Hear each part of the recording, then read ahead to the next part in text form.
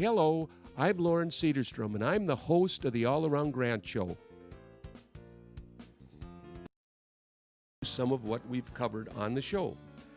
The Great Grant Tractor Parade and the GRP float that has also been in several other parades, as well as some of the greenhouses in Grant, the apple orchards, some of the farm markets in Grant, pick your own blueberry fields, which we have close, some of the farms that are around, car shows that we frequent, as well as the cutter parades and so much more. So join me.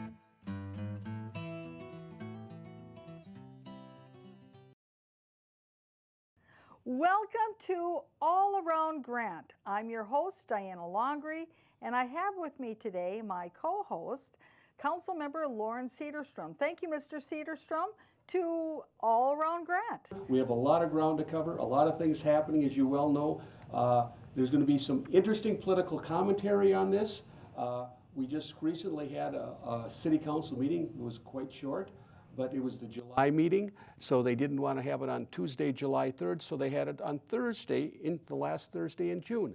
So we had a few developments there. So why don't we start right off, and we'll play the first clip, 646, and we'll talk on the other side. June to meet our July deadline. So that's why you're here tonight.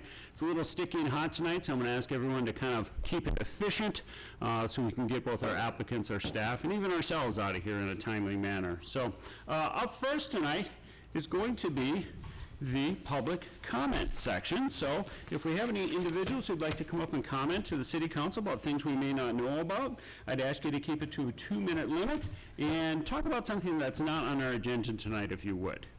Do I have any takers? Doesn't look like I have any takers tonight. It's kind of a small audience. Now, Mr. Sederstrom, I want to clarify something here.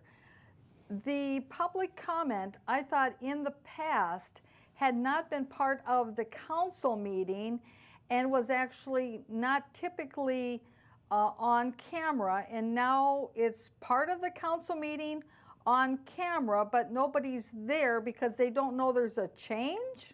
Well, it was filmed because there was no public comment. Had there been public comment, he would have said, would you please shut the cameras off? And then we'll have public comment, and then they come back with the Pledge of Allegiance. Oh, I see. So if there's no if there's no one to talk at public comment, it's on the air. If there's someone to talk at public comment, it isn't taped. Well, now that seems like a very backward policy, because you would think that you would want to have public comment on camera at all times, whether or not people are there or who aren't, when people are there or aren't there. Well, you're absolutely right, and part of the problem is they don't want public comment. It's very helpful to point out things that are going on. Say if there's a big pothole in 110th and people should avoid it because they'll wreck a tire or something, or there's a tree down on Joliet or whatever else, it would be nice to share those things, or there's a round of burglaries or whatever that people, because for example, on my city email, I get the police report, so I have an idea of the different things that are happening. However, the regular citizens don't have that. We have that Cedar Ridge Residential Treatment Center, and it's really interesting. They went for a CUP to expand, and they had to go 1 year without any police calls. It's going to be a long time before they rebuild that, I'm here to tell you, because there always are, I would say, at least every other month, the police are called out to the residential treatment facility for some disturbance. Wow. Or a walk-off or something like that. Right. So right. That's very interesting. You know, we had a similar CUP condition at a group home for juveniles who had had some trouble with the law, and that then they were in this group home. And so in Maplewood, we had a similar type of condition with that particular group home. And at one point when I was mayor, because the number of calls to the residents had been greater than the number that were allowed under the CUP, it actually came up before the council for review. to determine whether or not if they were going to be able to keep their CUP or not. It was determined that they would keep their CUP, but then what the neighbors told me later, what they had happen so that it wouldn't be so obvious to the neighbors that there were police calls or police officers coming to the group home, is that they would come in unmarked cars so that the neighborhood wouldn't know about the number of police cars actually going to the facility. So that's something to watch for. Well, there is all kinds of sneaky things. One of the things they used to do is they had a cabin up north, and they would work with the some of the clerks or in the court systems. Before they go before a judge, they'd be some type of administrator, and it seemed like they were handing out perks for a weekend at these cabins, so they tended to shuffle a few more extra cases their way. And of course, think about it. If you're in front of a judge and you have a problem, do you want 30 days in jail or do you want to go to treatment? Well, is that really a tough choice? Yeah. So that's what happens.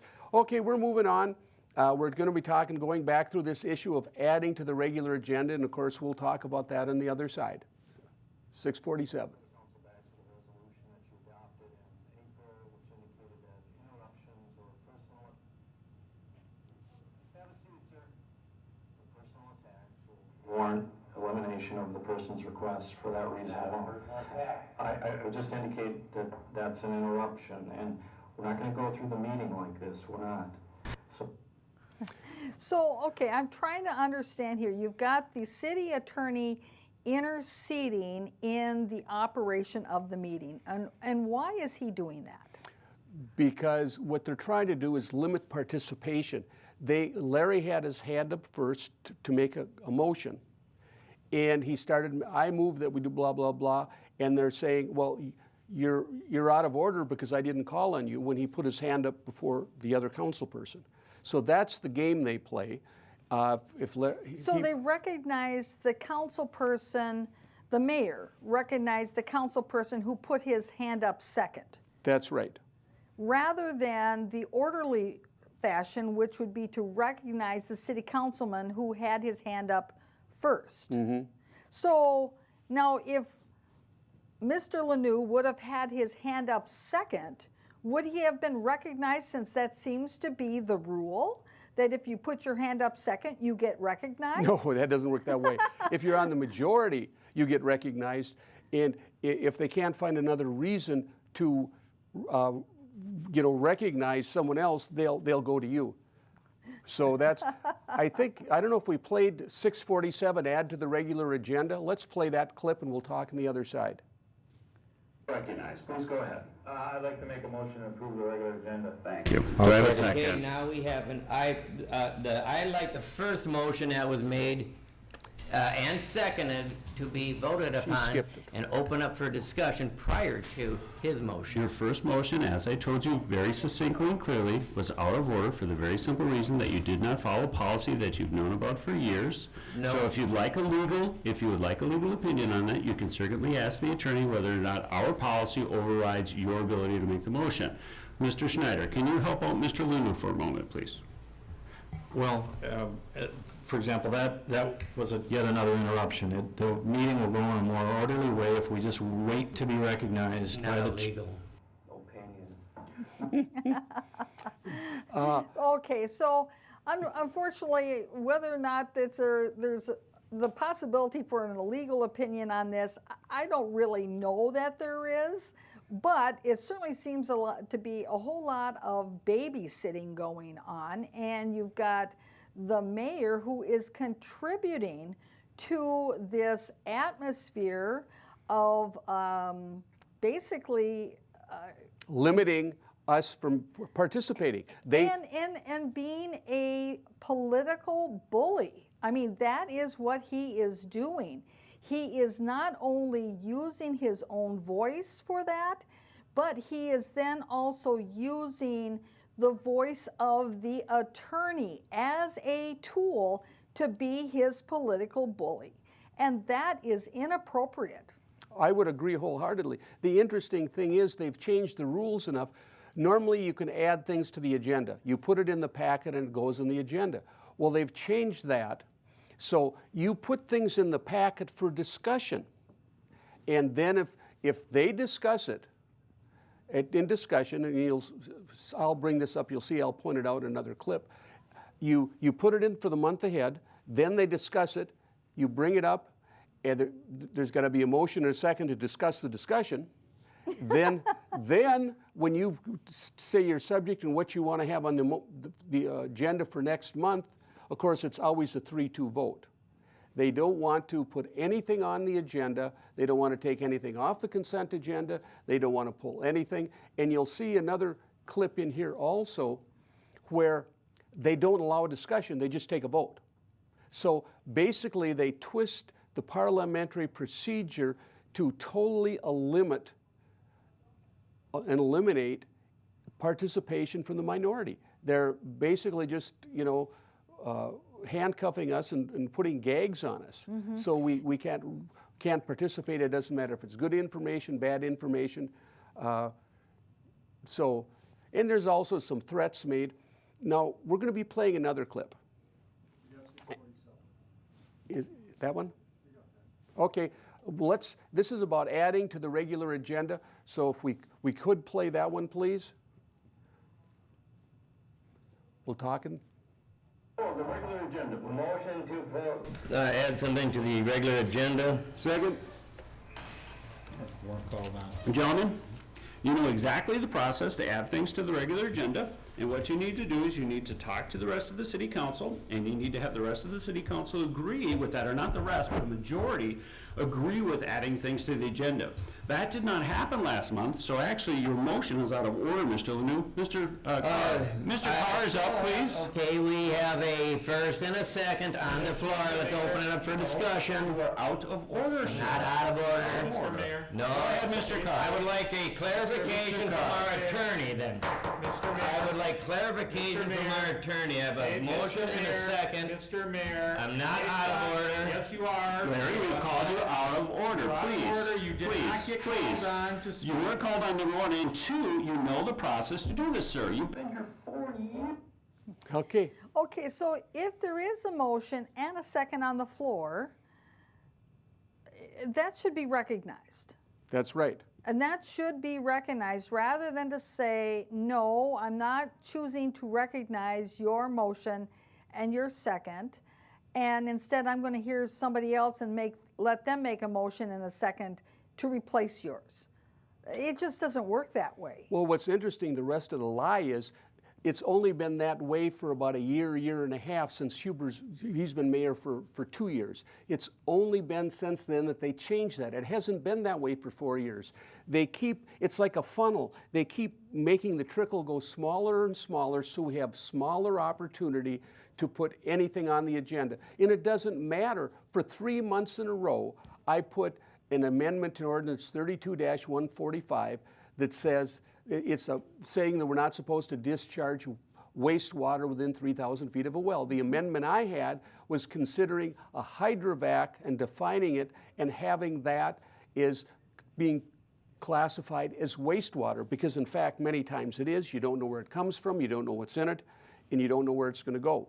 And we've, like I said before in other shows, we already have 2 people in Woodland Acres that were south of this, that one of them's having major problem with this well, with smell, odor, et cetera. He's got a filter, he's got a water softener.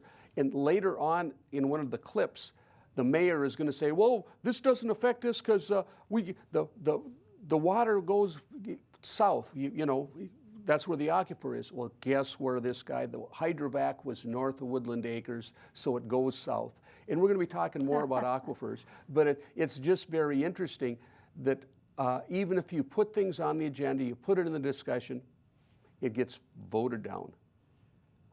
So that's, in terms of adding to the regular agenda, they make it virtually impossible. It used to be anyone could place something on the agenda. But and normally in some cities where they're concerned that there may be, like say, one council member who is always putting stuff on the agenda that the rest of the council maybe either doesn't want to talk about, or that it's not a major issue in the community.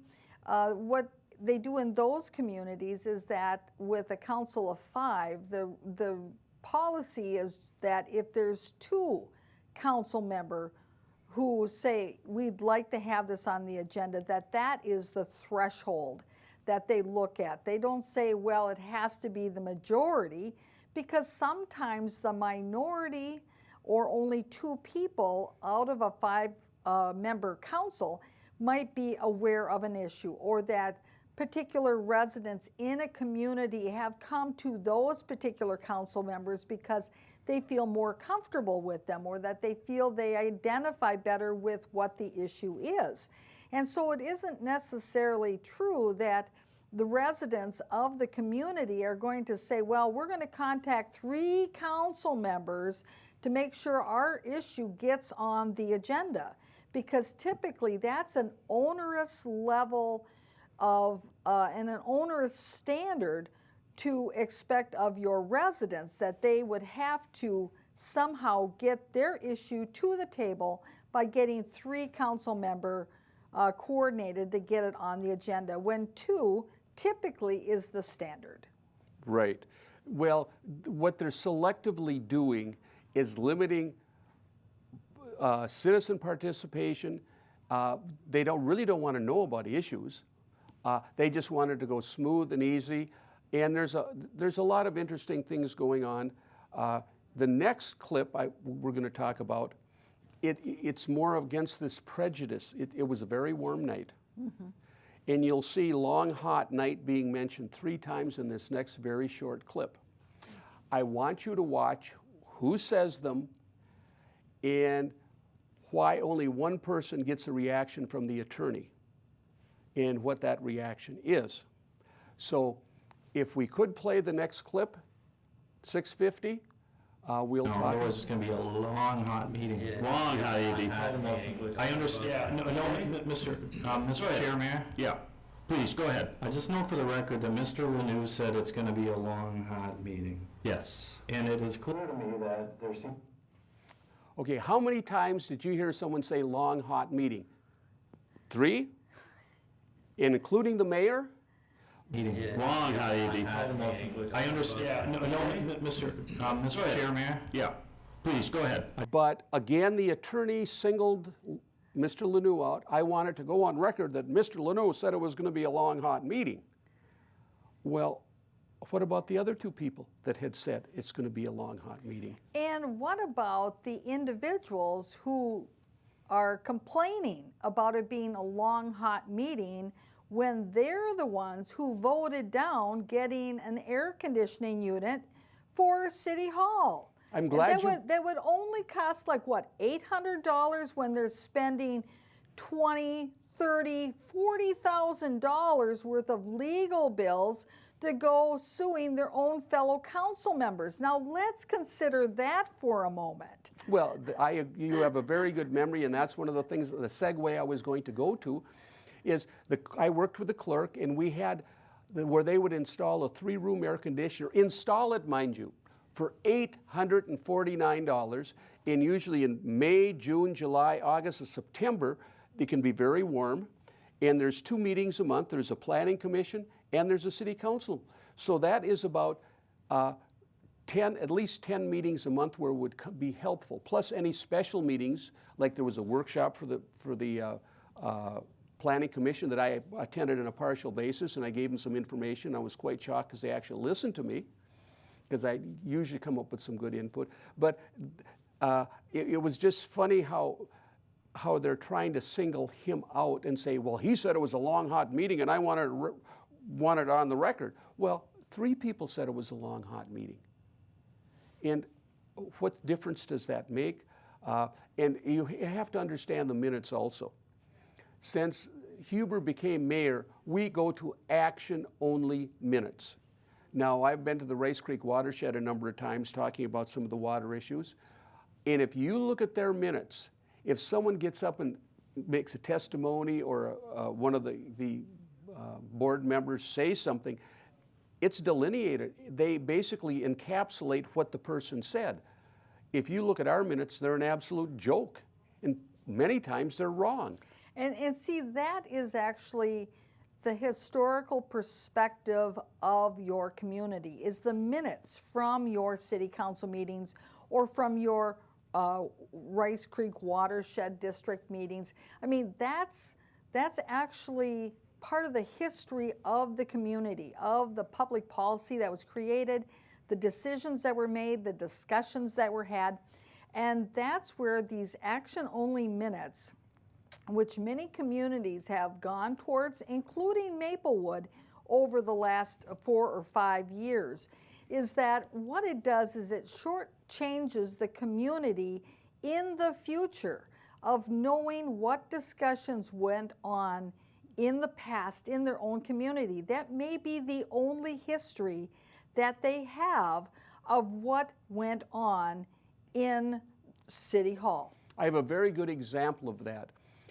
Back in 1992-93, there was a little old lady that had a 20-acre lot on Maple Street on the very extreme west side of Grant. Well, it was divided horizontally, so one lot had all the frontage and the back lot had no frontage. Well, she decided to change the lot line so it was 2 10-acre lots with 300 feet on the road. Now, there were incomplete minutes, so when they came in to have it changed, or the person wanted, well, there's 4 lots here and we're going to sell that extra lot and we're going to give them an easement. Well, our ordinances say you have to have a minimum of 10 acres and you're supposed to have 300 feet on a road. Well, there were no minutes to corroborate that change. So they said, well, we don't have anything, so therefore we have to let them do it, which was totally against policy. But there's an example of what complete minutes can do and clarify. And so that's, okay, now we're going to talk about, these people came in, they have 40 acres, they're going for a minor subdivision. These are the people that used to own, I believe, Towsley Ford. They sold it to AutoNation, and he has a nice big corner lot. And this goes very smoothly, so this shows how smooth things can go. So if we'll play the next clip, please. 651. Resolution 2018-11, application for a minor subdivision. I would second that. And a second on that. Now we have discussion on that. There's first and second, and we would like to, actually our city planner, I think, wants to speak on this, if we might. No? No?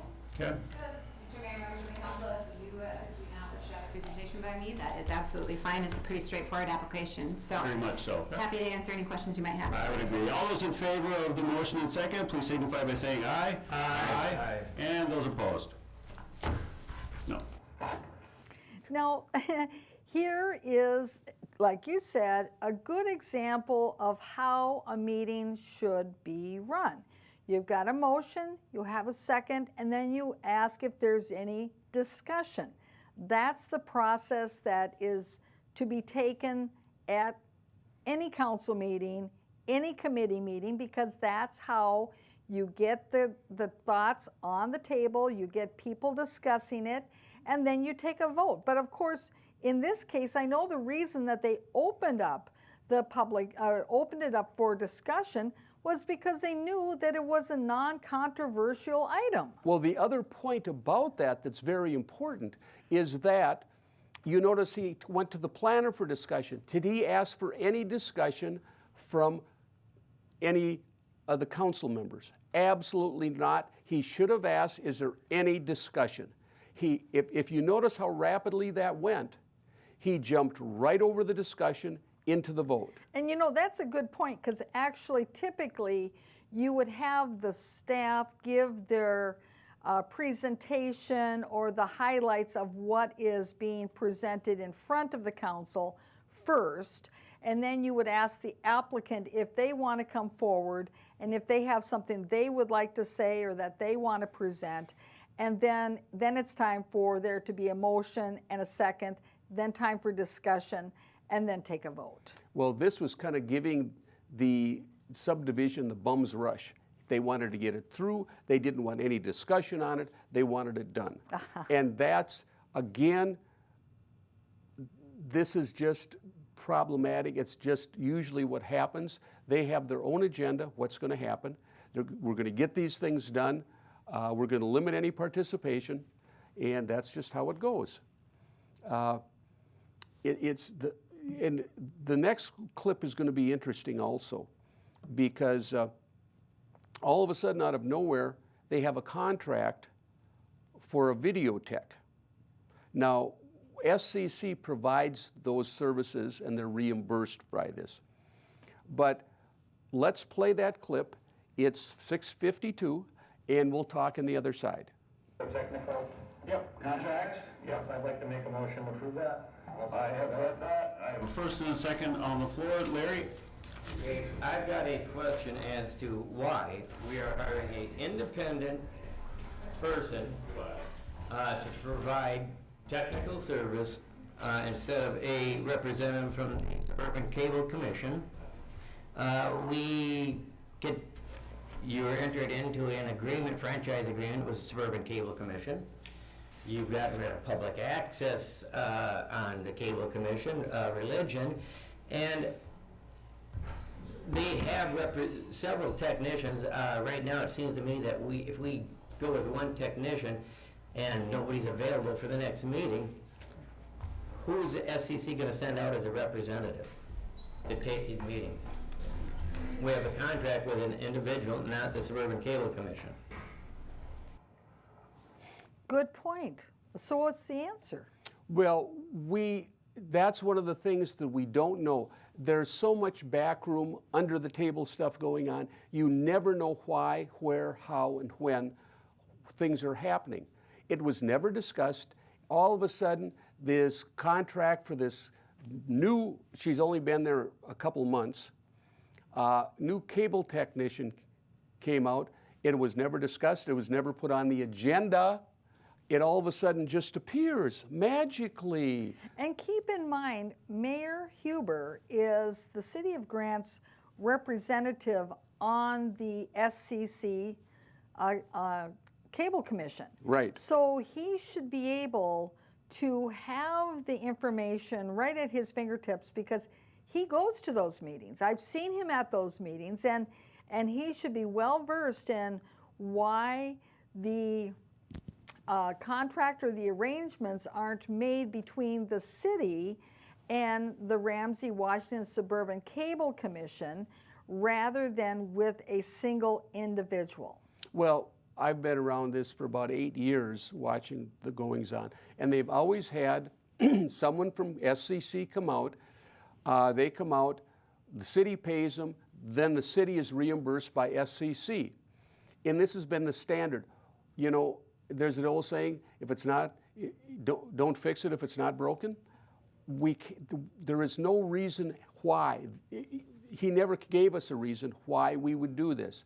Oh, there's been some glitches in the past, there's been this. Well, or that the city has not received a letter from, say, for instance, Tim Finnerty, who's the executive director of the Ramsey Washington Suburban Cable Commission, a letter from him indicating that this is the process now that they've decided to undertake with their cities, right? Right, that's absolutely right. Well, you see, this is another example of that unilateral decision making that it just happens. There's no discussion, you noticed, it was just done. Again, it's the behind closed doors, and they wonder why they're going to court over violation of open meeting law. Duh. So let's go to the next one, 6:53, and we'll talk about that. This is another smooth one. 2018-12 election judge appointments. I would second that. All those in favor of approving these election judge appointments, please signify by saying aye. Aye. Those opposed? Very good. Mr. Carr? I'd like to make a motion to the extension agreement with Washington Suburban Cable Commission and Comcast. Do I have a second? Second. Very good. All those in favor of consideration of the extension agreement and agreeing with this, please signify by saying aye. Aye. All those opposed? No. Very good. No unfinished business. Discussion items. Any staff updates? Okay, explain that last one to me. So what's going on there? Because obviously anybody who was watching the council meeting would not have any understanding of what that agenda item was. What was the rationale behind what they were asking for? Why did Larry Lanou say no? Explain to us what happened there. Well, if you notice on both of them, how much discussion was allowed? I mean, did they even ask for discussion? And normally in discussion, you have a question, you can ask why, what's happening, et cetera. But again, they're tending to ramrod things through for a number of reasons. One, so the minority can not participate, and two, so the citizens, they don't know what they're voting on, they don't know what it's for. Again, it's the old, mushroom syndrome. Keep the residents in the dark and feed them manure. Right. So with that last one having to do with the Ramsey-Washington Suburban Cable Commission, that sounded like that was an extension of a franchise agreement. Is that correct? That's Is that correct. what that was? That's what that was. And so how long of a period is this extension for? It's 1 year. Every year. They have to redo it a year at a time. Okay. And so what does this extension give the residents of the city of Grant? Well, what basically it does is it gives the Channel 16 that televise the meetings of the Planning Commission and the City Council, and then they have all the other channels. You know, the 18, 19, they have the sports channels. They have there's one other channel that they still have on there. They got rid of Channel 14, which is all the churches, and then they got rid of the educational channel, which both you and I were on, 15. Oh, the public access channel. Yep. Yes. And now some of the churches I've read in the newspaper are going to live streaming, so they've gotten around this situation. But again, it's the mushroom syndrome. You keep them in the dark and you feed them horse manure, you know? Let's hope that you folks in City of Grant there don't start glowing. Yes. Well, remember I talked earlier, we're talking about the water and the aquifer, and I've been a major proponent of keeping our water sources clean. I brought the hydrovac situation out and brought that to a head. And Huber keeps saying, well, we're not in that 3M area. We're not part of that. We can't have any help. We can't do this. We can't do that. And he does admit that the water flows from north to south. Okay. Now. Well, now that's a concession. Yes, it is. And the thing is, on Highway 12 in Jamaica, there are two concentrated. It's a 3M township dump site, which I'm going to talk about later. And it also is Wildwood. Well, are there houses south of that? Absolutely. And in 1987, they checked for PCBs, but they didn't know about fluorocarbons until 2004. And I have an extensive newspaper article on that. I talked with Jenny Yingling at the Department of Health. She's in charge of water quality. I've talked to her multiple times. And of course, one of the things he says, well, all the residents can test their own water. So let's look at this clip and we'll talk on the other side. Okay. In another community, we would have the opportunity To then draw on these dollars in order to fix any problems that we might have. You might be happy to know, however, after some long conversations with the Minnesota Department of Health, over the last month or two, almost every, I won't say almost, every aquifer that the city of Grant and the cities to our south are working on and pulling water from flow from the north to the south, to the river valleys. They do not flow north, okay? Okay, so yeah, he's definitely saying the water flows from north to south. And it seems if about a third of the city is south of those two dumps, doesn't it make sense that perhaps someone is getting water from an aquifer that's north of them? And again, they won't admit that. I've had this stuff on, I've put the things on the agenda again, and I finally have been allowed to speak. And you'll see my concept a little bit later.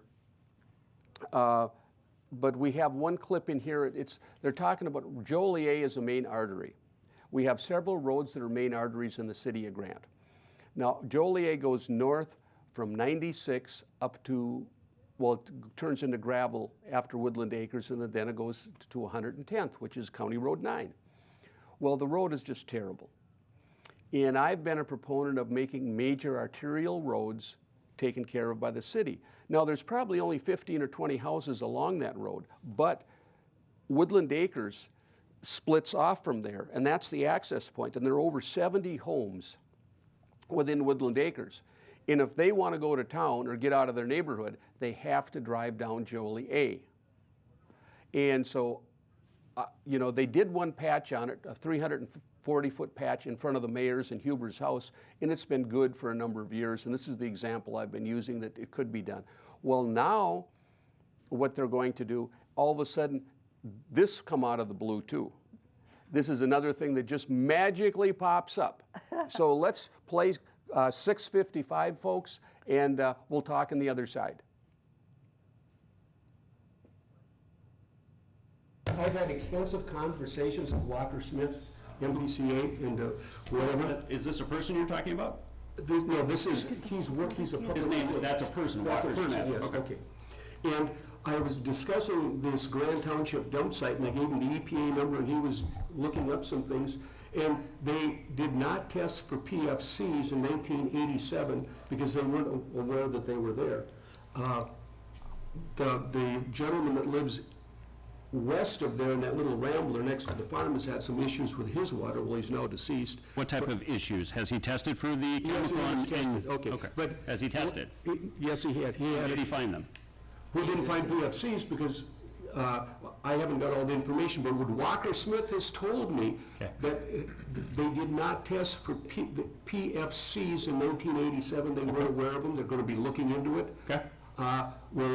That's one of the issues. All right. I think the other thing I would like to, I think I included it in here also, that Pollution Control Agency, and we're not naming names, but I guess I would like an apology from Mr. Kopp because he basically called me a liar saying the gentleman wasn't fined when in fact there was an administrative order to be paid for $3,450. And I don't appreciate being called a liar. That's interesting, Loren, an administrative penalty. So what he was actually fined for, and it's funny that you knew that in front of everybody else. It's almost like you knew that before anyone else in the city. It's amazing how you knew that. But anyway, he had an administrative penalty, which no one could have known about unless they were involved in it, and then it came out. Was he the only person who got an administrative penalty when they pulled a permit late? As far as I know. He was the only one who got an administrative penalty. So anyone else who might have pulled a permit late or didn't get a permit, they weren't fined, were they? I have no idea. Okay, well, we're going to find out on that one. I doubt if we'll get an apology from Mr. Kopp, but we will ask him. No, you will not. Yes. Mr. Lanu. Okay, first of all, in looking at the interaction there, the reason that I believe that the mayor doesn't really want to listen with an open mind is because he's been trying to hide this all along and have his head in the sand. And what better way to not know what's going on in your city as the mayor than to keep your head in the sand? And certainly I know that you have, and on these programs, that we've been talking about this topic and about the administrative order for a very long time. And the administrative order is actually a public document that as the mayor of the community, he should be very well aware of. And if he wasn't aware of it, then he should have something to say to the city clerk who's in charge of running the day-to-day affairs there at City Hall and making sure that the mayor knows what's going on. Well, so you see, if he doesn't know and he didn't know and that you knew and he didn't know, he has only himself to blame because it is a public document and he could have figured it out, and if he didn't, then he should be having a talk with his city clerk. Well, the interesting thing is, this is the 4th month in a row I've put the document in the packet for discussion. Last month, Deputy Mayor Carr said, I move that we eliminate number 9, discussion number 9, a second, and it was done. So it was supposed to be talked about last month. So for the last 3 months, I've put this in the packet, so he's known that it's been there. It is not news to him, and he's trying to throw stones and cast aspersions upon me for whatever reason. And well, of course, election's coming up. What do you think? It doesn't take a rocket science to figure that one out. And that's right. Now, for our viewers who watch your program on the internet, when does the filing period open up for people to sign up for city council in the city of Grant? I believe it's August 15th or 18th. It's open for 2 weeks. That you, in the middle of August, I think it's maybe the 14th through the 28th or something. I could have the dates somewhat wrong, but it's in the middle of August. It's a 2-week window that people can apply. It's going to be very interesting to see who they run this time. Now, is it premature to say that you're going to be signing up? Well, I would probably say that's likely. I had a resident come up to me, and he wasn't always a big supporter. And I saw him walking his dog, and he's a former teacher, he taught art, and I said, hey, how you doing? We're chatting. I said, yeah. I said, I don't know, this is getting really tough on me. I'm getting beat up pretty good all the time. I keep putting things in and they ignore me. And he said, Loren, you gotta do this. You're the only person to let us know what's going on in the city of Grant. He said, look with the hydrovac. Everybody had their head in the sand, and if it wouldn't have been for you, you're the one that brought it out. And I do bring issues out, and so I've been getting some support. Of course, you know, these local politics are extremely vicious. Yes, and some of the things, local politics can be very vicious, indeed. and they put things that are untrue. Like the last time I ran, oh, Loren stole 34 signs. Well, I didn't steal their signs. They put them up in there's a corner in Grant that there's a viewing easement, and they put their signs up. And guess what? The state comes and takes them down because it's State Highway 96. And of course, then that's my fault because the state took their signs down. So let's take a look at our next clip. This would be number 655. Out the Joliet Avenue Improvement Project neighborhood meeting notices. So If you're one of the many residents who live on Joliet Avenue, unfortunately, contrary to some rumors that I've heard, we are all going to be paying for that. The city will not be putting it under any special road projects. Unfortunately, it is going to be paid for by us. But that said, we have paid significantly lower property taxes to the city of Grant than have other cities. In fact, just for the meeting here, I did a quick analysis, a tax analysis between us and Montemita, and that's what I was looking for a moment ago.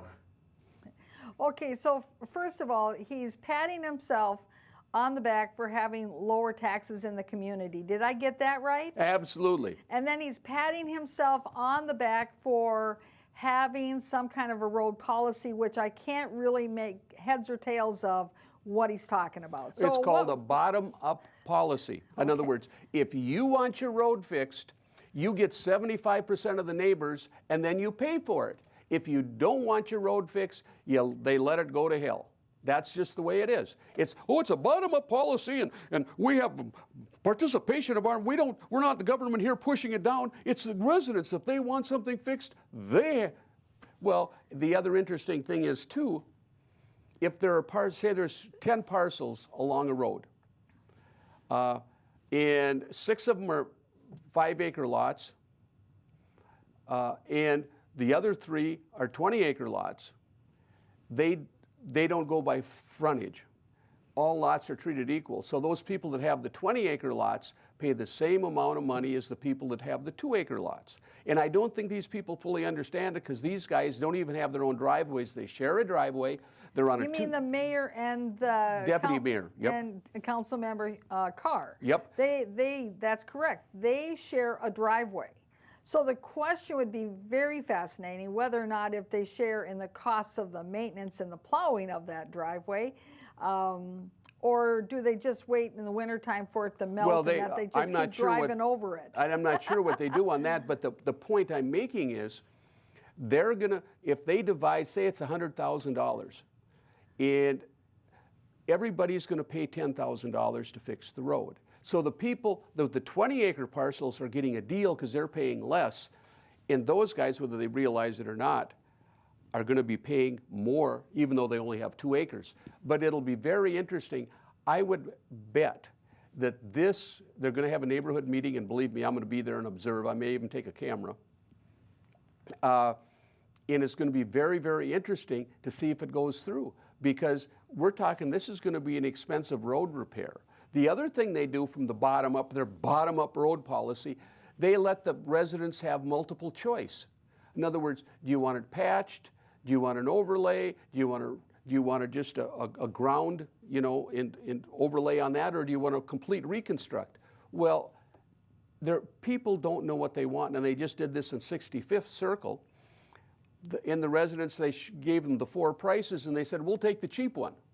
Right, and that's because they're looking at just their own individual pocketbook, which you can't blame them for. But this, you know, when I hear about the road policy in the city of Grant, and I understand and appreciate the fact that there are large tracts of land. I mean, some folks have 5 acres, some people have 60 acres, but we're talking about large tracts of land because it is a community set up that way. And that when you do that, and you're looking at having road reconstruction or maintenance costs, you have less people putting into the pot along any given road, and it is too exorbitant of a cost to just say, well, just the property owners along that street are going to be responsible for their road. Because in essence, the public policy should be, what are the essential services that the city of Grant is committed to providing to their residents for the property taxes they pay, and figure out, well, what are those essential services? Well, certainly being a rural community, having good roads would be right up there, I think, right next to number 1, if not the second one. And so that is something then that there should be that policy that they should be saying, well, since we don't have a lot of city staff, many communities, they spend, you know, 70 to 80% of their budget on personnel. Now in the city of Grant, you really don't have a lot of personnel. You have people that you hire to do different jobs, but they're not necessarily employees of the city. But what the city should do is figure out, okay, how much is it going to cost to fix this quadrant of streets in the northeast quadrant of the city over this next 5 years? And then they should have that built into being a budget item in their taxes, so that the property taxes are actually going to taking care of those roads rather than trying to do it through special assessments, because special assessments have to be constitutional according to the state constitution. We have state statute that allows residents that if they feel that there's special assessment for their street, if they're being specially assessed, it is not constitutional, they can appeal it. And I have had numerous cases where I've been successful with that. And that's why I'm saying, in your particular community, this idea that somehow or other you're either going to sidestep special assessments by having everybody just agree that they're going to pay $10,000 out of their pocket for their street when it comes up.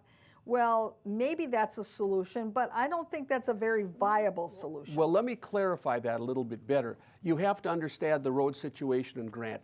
50% of the people in Grant live on county roads. Right. Okay, that means a quarter of them are on gravel roads and a quarter of them are on tar roads.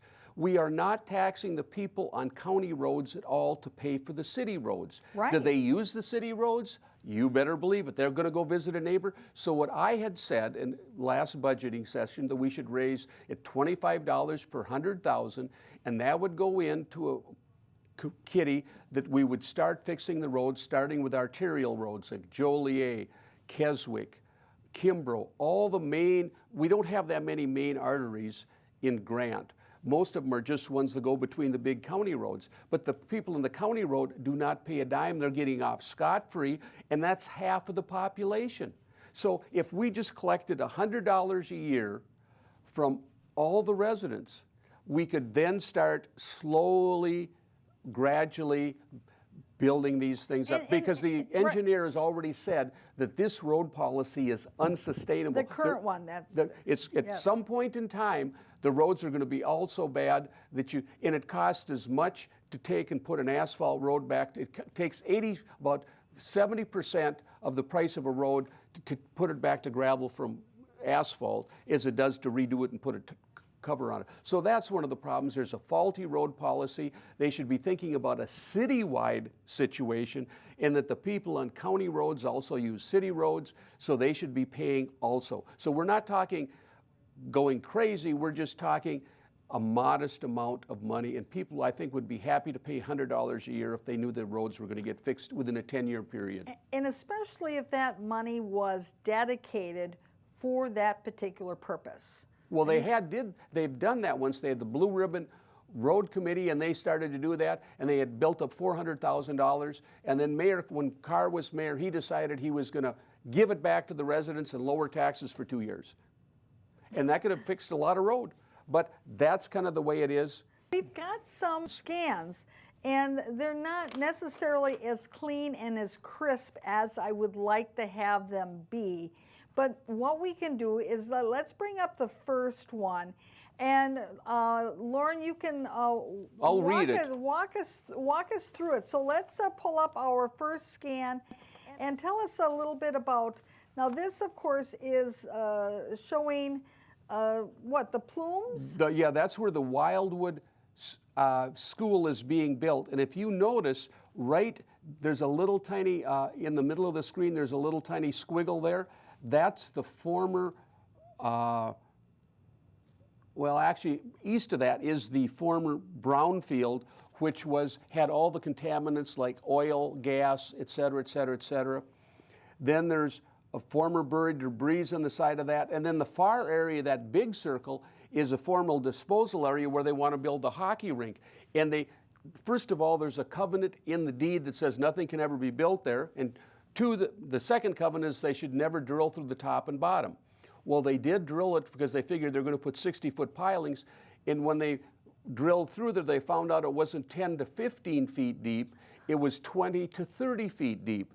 And of course, they've broken the first covenant by drilling, and the second one, they're going to go ahead and try to build something anyway. And Ken Haberman from Landmark Development, he used to work for the MPCA, and he's got kind of a free pass, and he says, well, we can make any land certifiable.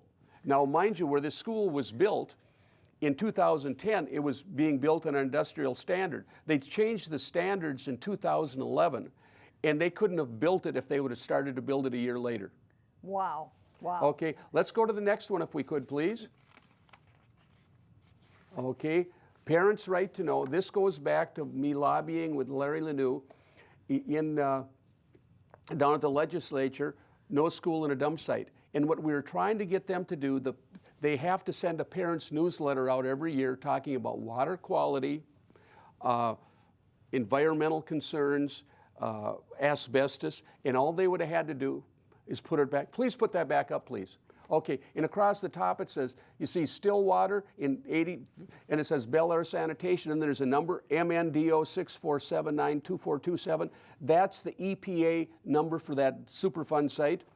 And the other one is the Stillwater that's MN Grant Township 3M dump site, the one I'm talking about that was tested in 1987. They didn't start with PFCs till 2004. And so that's that one. Okay, And of course, this is the documentation that you have for 4 months tried to get in front of the city council at the meeting so it can be discussed. But again, you've got the majority of the council where they want to keep their head in the sand and pretend like those particular sites have never existed. Okay, let's go to the next one if we could.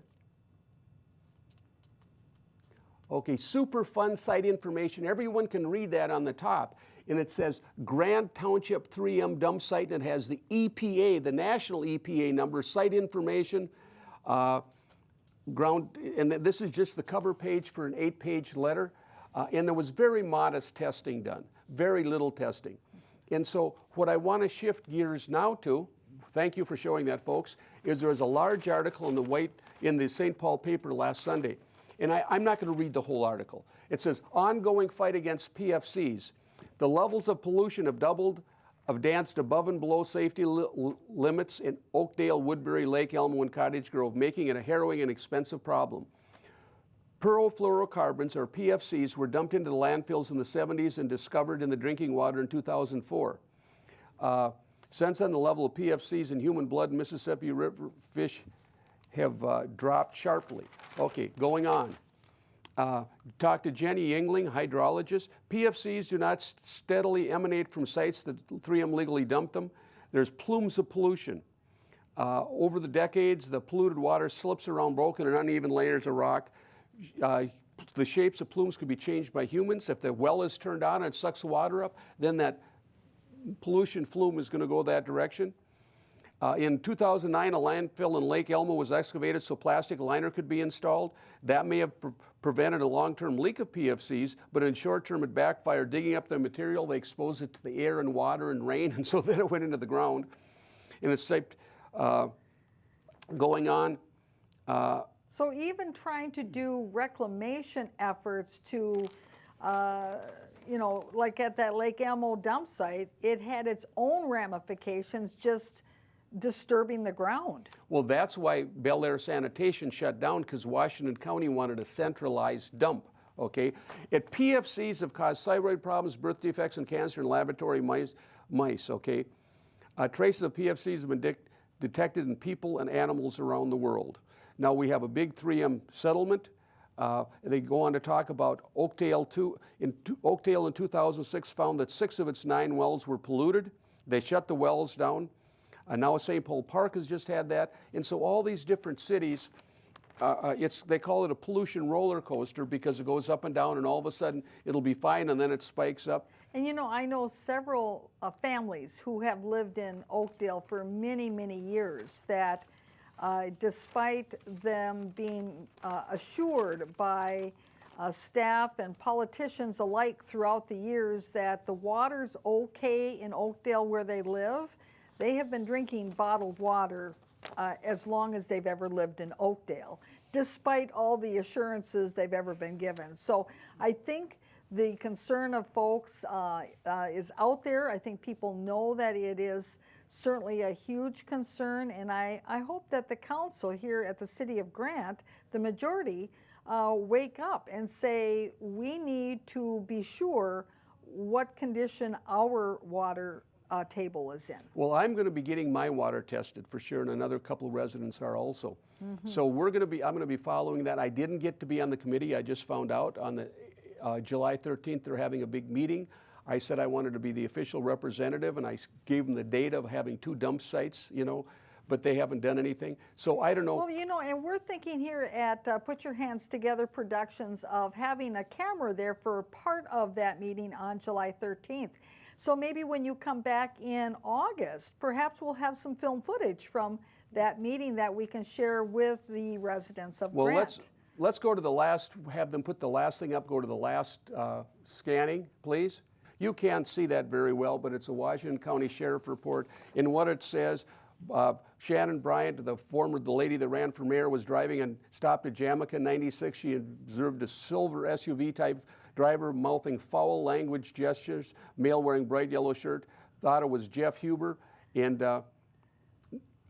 couldn't get the plate. She checked in the residence, and he obviously was going somewhere. But this is our wonderful mayor that when this former candidate was driving down the road, it's like truck, but it has a different beginning letter. He was saying, not saying truck you, but get the idea. Yeah. And why would you mouth that to a mother with a carload of kids? I don't know. I mean, he was going around the corner and he stopped because she was at a stop sign, and he mouthed that to her. I mean, this guy's a bully. He's done a lot of things like that before.